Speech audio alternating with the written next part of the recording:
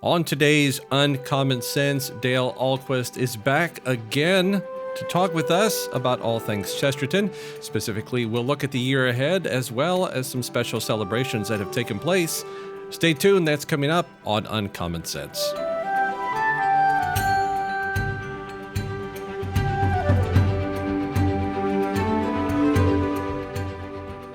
Welcome to Uncommon Sense, the official podcast of the Society of G.K. Chesterton. I am Albert Sines, joined with my wonderful co-host, Grettely and Albert. Grettely, welcome once again.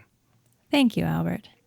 And as mentioned, the man himself, the president, the great supporter of the apostle of common sense, Dale Ahlquist, joins us again. Dale, welcome back to the show. Albert, Grettely, what a great pleasure to be with you. Thank you for putting it all together and making it possible for me to be here. We're so happy to have you. And ladies and gentlemen, this is a return to video. First for us and Grettely, not new to Uncommon Sense, but there had been sort of a hiatus of video, but at a request that was filtered through Dale himself that made it to our ears, video has now returned. So if you are listening on a audio-only version, please check our YouTube channel for the Society of G.K. Chesterton. We've got a Uncommon Sense playlist, and you can watch now in all of its glory and see Dale and Grettely's and mine wonderful faces. Hopefully we bring to you smiles through our visual representation. So Dale, are you glad to have video back? Well, I'm glad that people get to see Grettely, and I think that's important. Yeah. Yes. Albert, you've been something of a curiosity to our listeners, and it's nice that they can put a face on your voice, but really, they've all been longing to see Grettely. So I believe it. I believe it. Oh, if only I could see them too. Yeah. Maybe they'll figure that one out somewhere down the road. We'll that you that can watch the people that are watching you. So, Dale, let's start with the year ahead. So we have come and we're fully into 2023 now, and lots to look forward to. So what would you say are some of the highlights that you'd like to tell our audience about? Well, I mean, the main highlight certainly is going to be the conference in July. We certainly hope that everybody will be able to attend this year. It's an event that's going to be full of highlights, including the days leading up to the conference, which is the Chesterton Schools Network Summit meeting. And for those interested in the education arm of our apostolate, they should attend the Schools Network meetings before. But we're going to be back home here in Minnesota, which represents the return after, I think, 2008. I think 2008 was the last conference that we had in Minnesota. And we took the show on the road, and this is a homecoming of sorts. And we have some great guests for the speakers. The keynote, of course, is Bishop Robert Barron. The theme of the conference this year, it's the 100th anniversary of Chesterton's book on St. Francis of Assisi. The Jugglers of God is our theme, a great term that Chesterton used to describe St. Francis that, of course, also applies to GKC himself as a clown of God, a joker of God, a tumbler for God, and a juggler for God. And so, great theme. We also, I would say the other big highlight will be Geir Hosnes, who we hope to have in the flesh if the restrictions on travel from Europe are lifted, which the rumor is they will be lifted before the summer. And he will be giving a mind-blowing talk on his research in putting together the grand work of the Chesterton bibliography, a task that he has been working at for over 30 years. And when you sit down and realize not only what Geir has accomplished, but what Chesterton accomplished as a writer, it will really make you understand this was an almost unearthly accomplishment of creative genius that we got from G.K. Chesterton. We're hoping to have a couple other Europeans too, Marco Sermarini and Nicola Bolsek from Italy and Croatia, respectively, to talk about what the Chesterton movements are like in Europe. But then some great talks on localism. We've got the New Polity folks and some guys who started a cigar shop, a local cigar shop in Steubenville. We understand they will be bringing samples. That should be a reason to attend. We have a great afterglow area at the hotel. It's going to be outstanding. Yeah, I believe that they named their cigar shop after Chesterton, didn't they? Well, what a great idea. Shouldn't you name a cigar shop after Chesterton? It's perfect. There's a great amount of things that could be named after Chesterton. Wonderful. Yeah, that's a nice nutshell of the speakers, and there are certainly more that it's going to be really, really great this year. The best conference ever, right, Dale? That's what we understand. It will be the best conference ever. The Troubadours will also be making a return engagement too. So, Dale, I don't want to get off the conference too quickly, but could you elaborate for our listeners? What exactly, can you expand upon the bibliography that Gear has been working on? Like, kind of what was its purpose? What is the aim of it? Like, why should we as Chestertonians, or anyone for that matter, be interested in this bibliography? Yeah, that's a good question, Albert. We should talk about that. Try to make people realize the importance of it. So, for those of us, and this will be.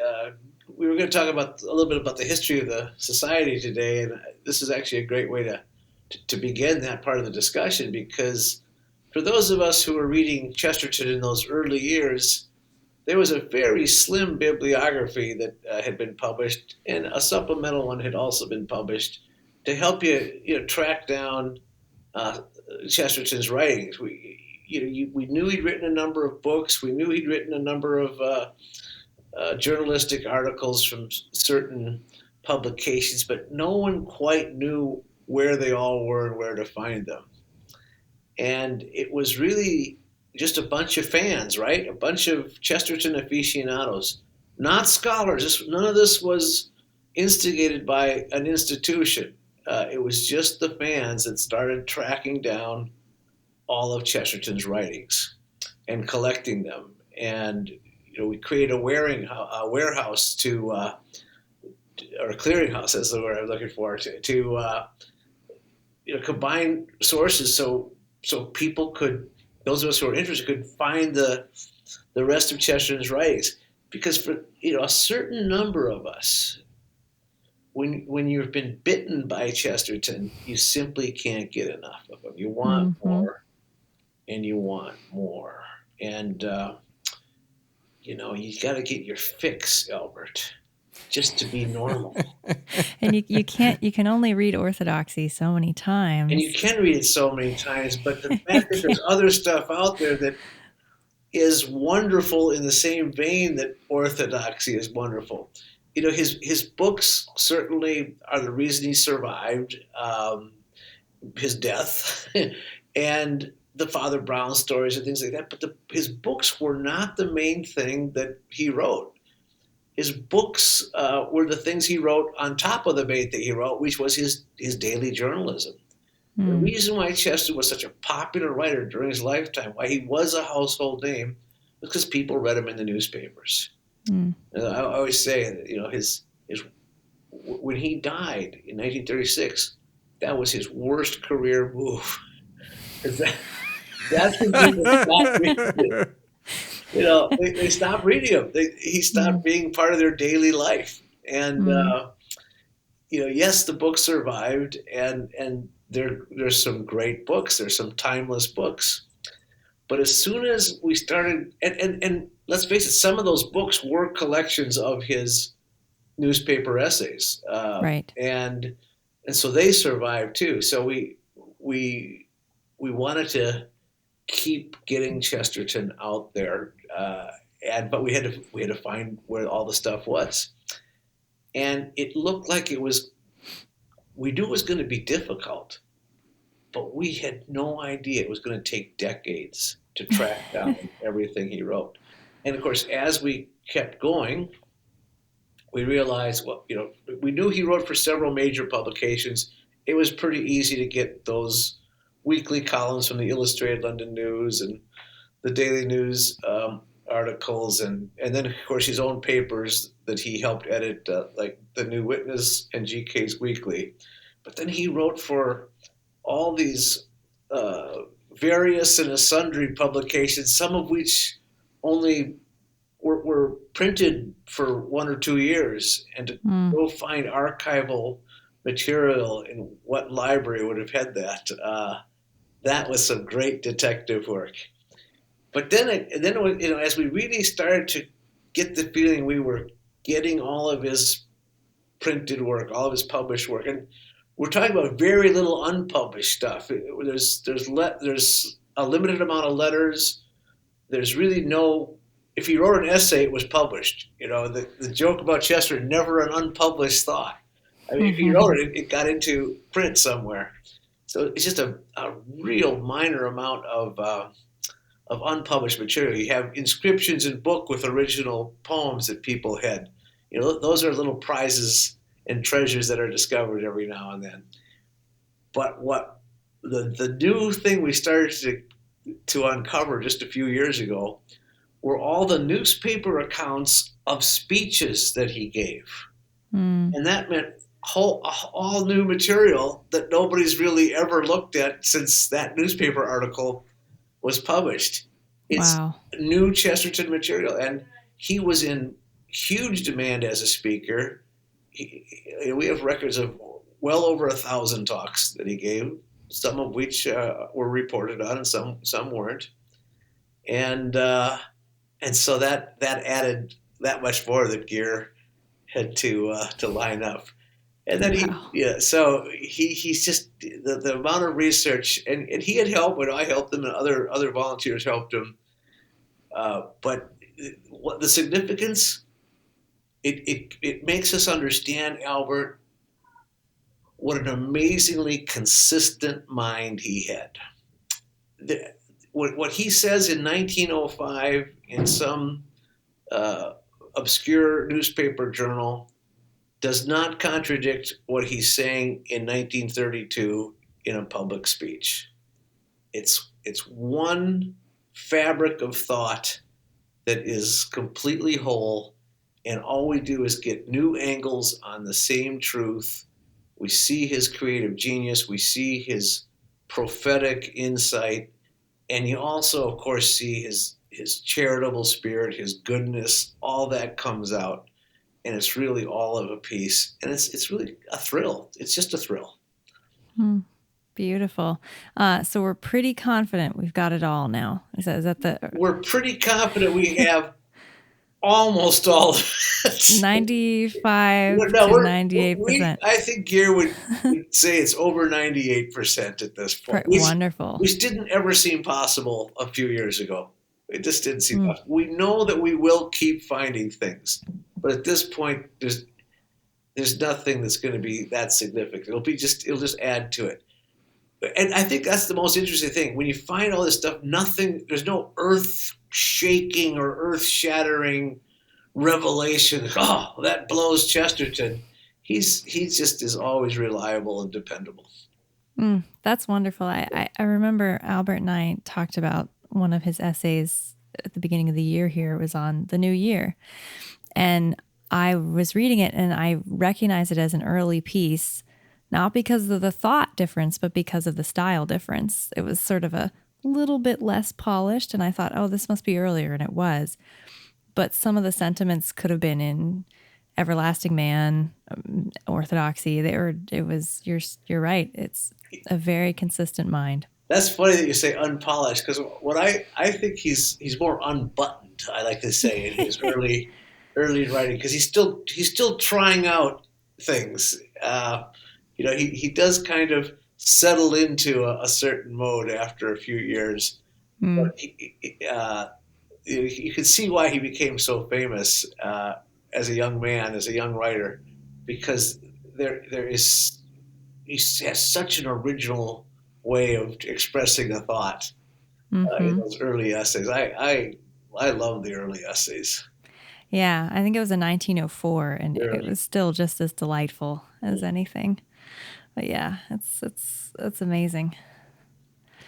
So we hope that Gear can make it to the conference, and if anyone is interested, you can more about the conference, go to the easy URL chesterton.org/conference. I should add, Albert, that even if Gear can't travel to the conference, we will Zoom in his talk. He will speak one way or the other at the conference, and we will have the copies of the bibliography available for people to purchase at the conference as well. Okay, so virtually or really, we will have Gear in attendance. And again, that's chesterton.org/conference if you want to find out more about this grand event, about the best conference ever. Mm-hmm. Dale, when we talked to you in the fall, we had touched on the 25th anniversary of Gilbert, and that was kind of a momentous occasion. So that has sort of come and gone, and now we continue on. But where are you at now with that? How was that sort of event for you to actually reach that milestone? And we're still going on. There wasn't the end of Gilbert. It wasn't sort of a faltering. Just 25 years, a grand occasion, now onward to hopefully 50 years of Gilbert. Yeah, it's funny. We did acknowledge it. We had a nice commemorative issue of the magazine, but we didn't make an overly big deal about it. I think we probably made a bigger deal out of our 10th anniversary when we had that issue. We had lots of people, lining up with their canned congratulations and their obligatory congratulations. But I mean, for us, making it to 10 years really was just unbelievable. We did, it was always a perilous operation. Never thought we could maybe even get the next issue out. And then after 25 years, to realize that we've been around that long, it's a great feeling, and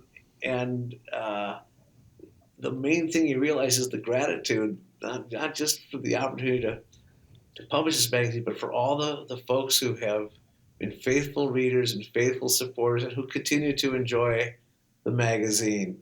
It's great. We've had, certain things have been there from the beginning, and now as the apostolate really expands its wings and includes the education element, bringing all those folks into the fold is really enlarges the experience for all of us. Beautiful. If you were going to say, Dale, do you have any sort of high hopes for the future of Gilbert, or do you plan to just sort of maintain the status quo because it's worked so well up until this point? Yeah, there's no plans to make any big changes, Albert. I think I can see us adding certain features as we're already doing, but people rely very much on the same product. And the great thing about Chesterton is that we'll always have plenty of material, and then he'll always be relevant and inspiring. Yeah. Wonderful. Yeah, I just got my copy. I always read Chesterton first. Yeah. I find all those articles, I read them, and then I move on. My children have been inspired by the magazine to actually start to sort of recognize Chesterton's face. And for their poorly done sketches, they have literally started to actually draw Chesterton and show me pictures. Outside of getting his mustache a little wrong, it's a pretty good attempt for a 5 and a 7-year-old. That's terrific. And Rose, our copy editor, always has pictures of her daughter holding up the magazine or eating it or something. Yeah. Wow. It's a lot of fun to put every issue together, that's for sure. And, I wish I could say it was a lot of work, but it's not a lot of work because it's so much fun doing it. It's tough to call something a job, right, when you enjoy it so much. Yeah, yeah, and just like putting together each collection of quotations. We always have 4 quote blocks in every issue.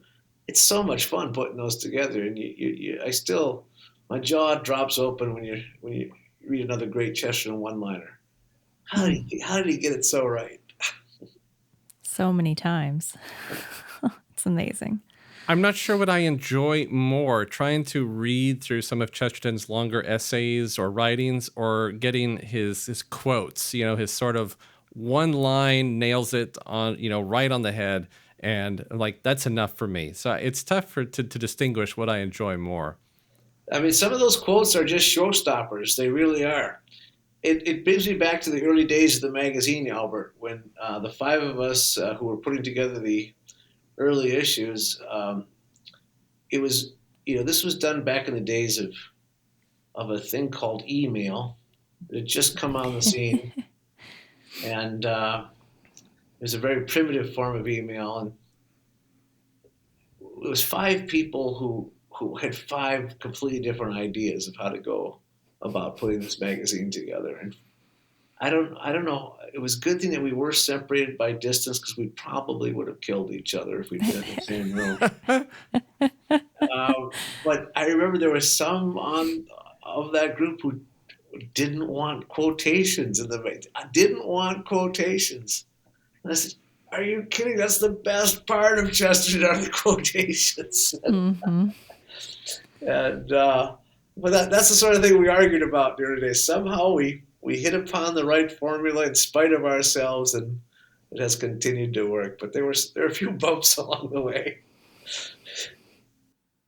So my next question then to you, on the topic of 25 years, Gilbert celebrated 25 years, but you also celebrated 25 years of a very important facet of your life. You want to share that with our audience? Yes, well, last year I celebrated my 25th anniversary of being a Catholic. And it was, of course, G.K. Chesterton that brought me to the Catholic Church, as he has brought so many others. We have our book, My Name is Lazarus, which is a collection of conversion stories, all of whom have Chesterton in common as playing a factor in their becoming Catholic. And it is one of the great dangers of reading Chesterton, is that he might change your life completely. And if you do the math, Albert, you will realize that we started the magazine before I became Catholic. And even though we had the 25th anniversary of the magazine last year, it was the 26th anniversary of the founding of the American Chesterton Society, which is the organization that became the Society of G.K. Chesterton. So I was, as the first president of the American Chesterton Society and getting it launched, I was not yet a Catholic.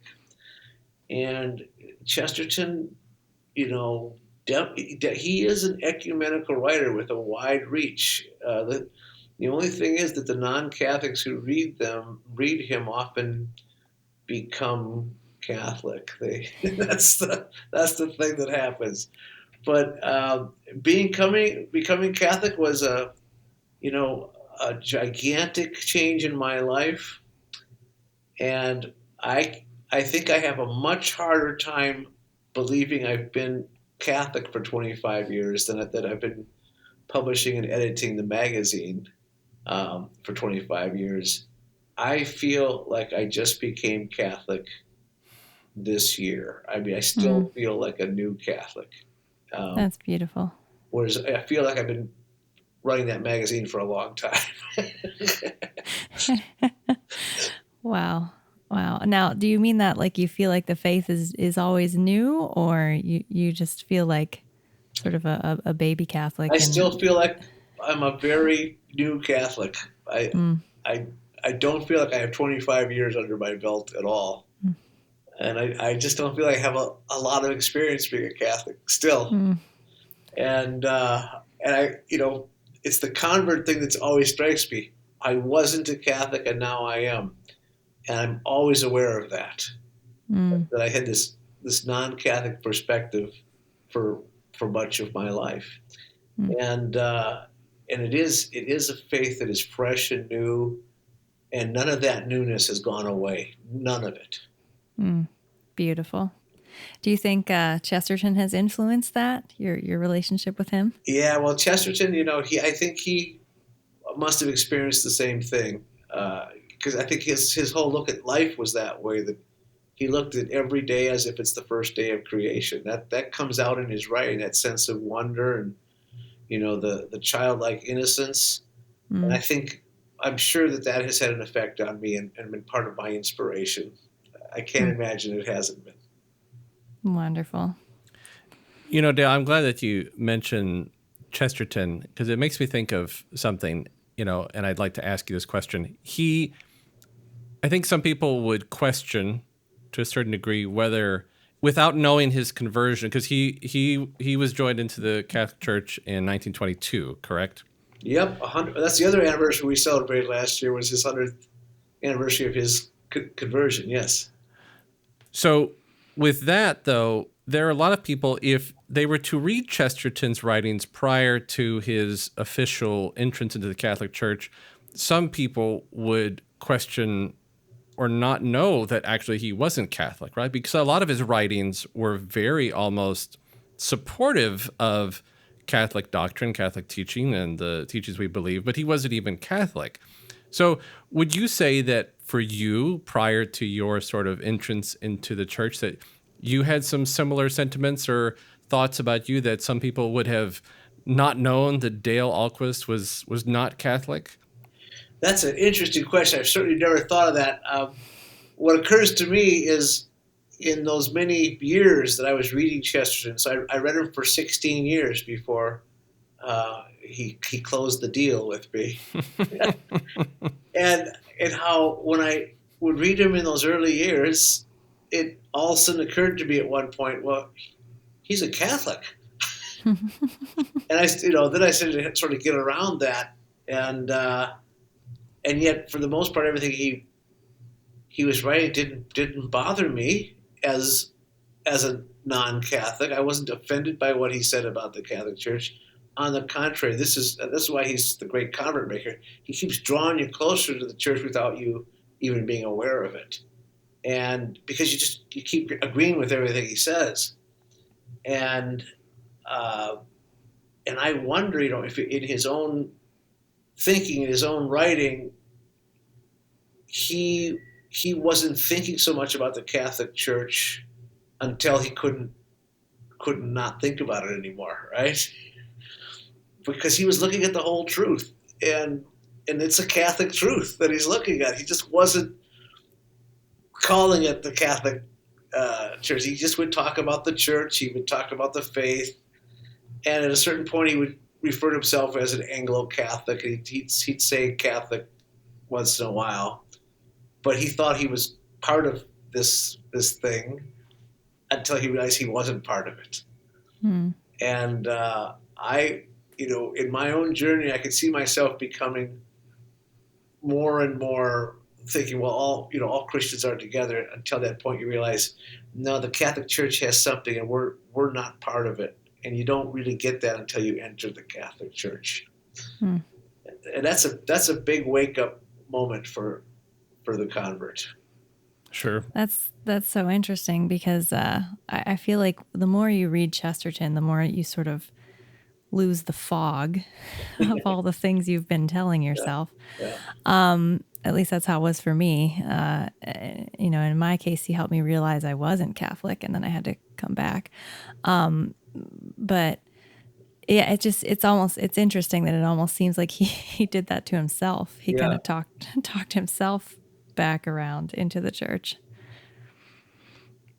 Now, another point to make here is, so Chesterton was welcomed into the Catholic Church in 1922. He passed away in 1936. So you could say he got to live a life as a Catholic for 14 years. You have gotten to live your life as a Catholic for 25 years. So you've sort of surpassed Chesterton. if you were to speculate on Chesterton, and had he gotten a chance to sort of continue on his life a bit further, would it have, we mentioned earlier how Chesterton's writings in the beginning to Chesterton's writings near the end, it was all still one cohesive thought, right? It was one Chesterton, not different Chestertons. Do you think it would have still been the same? Do you think he would have grown in some areas? Do you think he would have had the opportunity to sort of really taken on the Catholic faith in a stronger way? Or would he have just sort of been the great Chesterton that we've come to know? Well, I can't imagine him changing. Of course, that is something that doesn't seem possible based on the life he did live and the consistency of his philosophy. He would, if he had lived longer, he would have lived through the horror of World War II and would have seen many of his own prophecies come to be fulfilled. The really interesting thing to consider is what would his perspective have been if he'd lived through the 1950s, and which was entirely possible. His contemporary, born the same year as Chesterton, was Winston Churchill. They were born the same year, and Churchill lived till 1964. Died at 90 years old in 1964. If Chesterton had lived to be 90, that's a really interesting. What would his perspective have been of the post World War II, and then the rise of modernism really taking hold in the 60s. I mean, Chesterton does predict all the problems of modernism, just as Pope St. Pius the Tenth predicted. In fact, there'll be a quote block in the next issue of Gilbert on modernism. So just something, a little preview there. And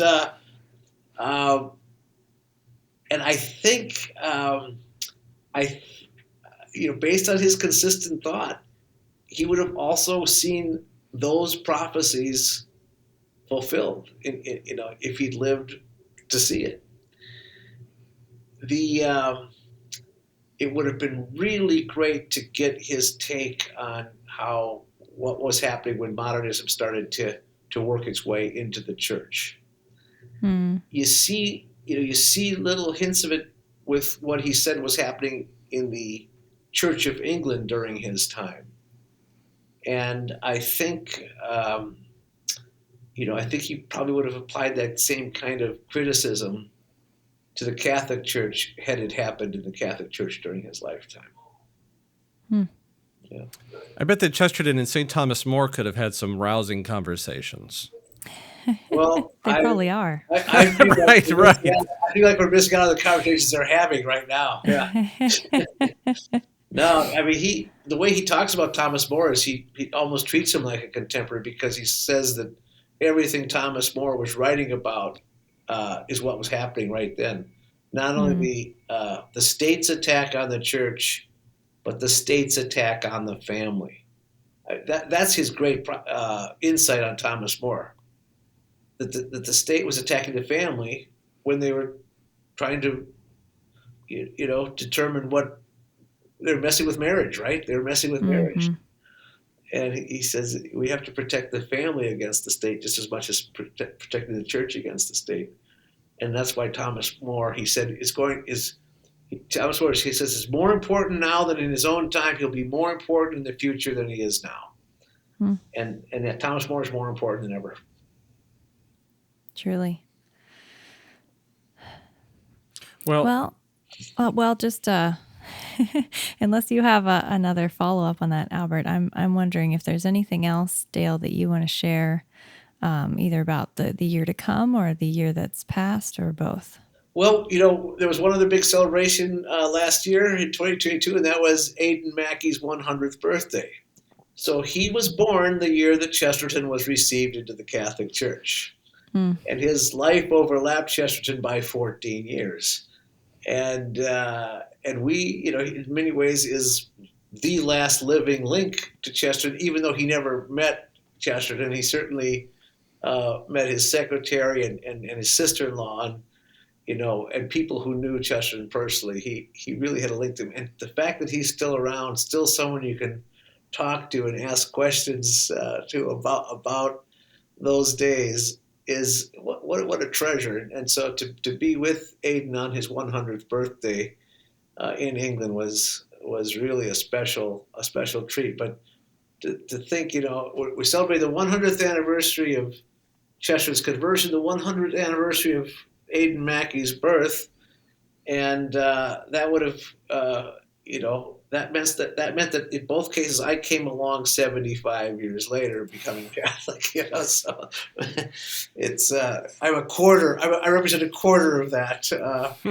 That I'm older than my conversion, but it was interesting to see how all those dates overlapped.